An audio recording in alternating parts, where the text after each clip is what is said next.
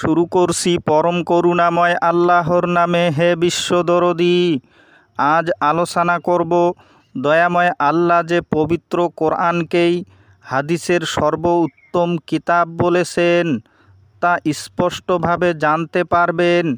এবং এ কথাও তিনি বলেছেন যে সত্য ও ন্যায়ের দিক থেকে পবিত্র কোরআনই পরিপূর্ণ ও দ্বীনের বিধান হিসাবেও পরিপূর্ণ।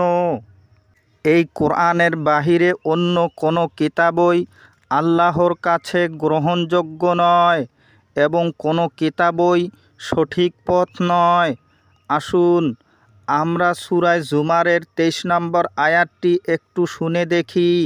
দয়াময় আল্লাহ বলেন, আল্লাহই তো সর্বোত্তম হাদিসের কিতাব নাজিল করেছেন যাতে পরস্পর মিল রয়েছে, আর যা বারবার পুনরাবৃত্তি করা হয় এতে তাদের শরীর কেঁপে ওঠে।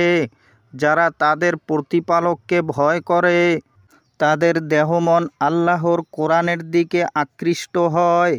এটাই হচ্ছে আল্লাহর সঠিক পথ। যাকে খুশি তিনি এই কোরআনের সাহায্যে সঠিক পথ দেখান, আর আল্লাহ যাকে পথভ্রষ্ট করেন তার জন্য কোনো পথপ্রদর্শক নেই। এবার আপনারা সূরা বনী ইসরাঈলের 9 নম্বর আয়াতটি একটু শুনে দেখুন। দয়াময় আল্লাহ বলেন, নিশ্চয় এই কোরআন এমন পথ দেখান যা সবথেকে অধিক সরল।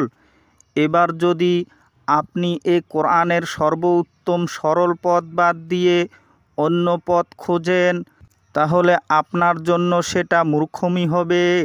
হে দরদী, কতদিন আর এই কোরআনের সরল পথ ছেড়ে মিথ্যার পথে থাকবেন? কতদিন আর শায়েখের পূজা করবেন?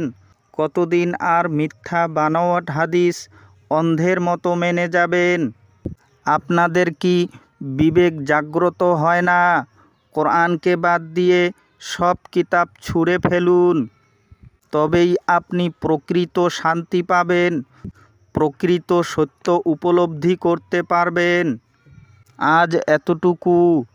হে দরদী, যদি ভিডিওটি ভালো লাগে তবে অন্যকে দেখার সুযোগ করে দিবেন।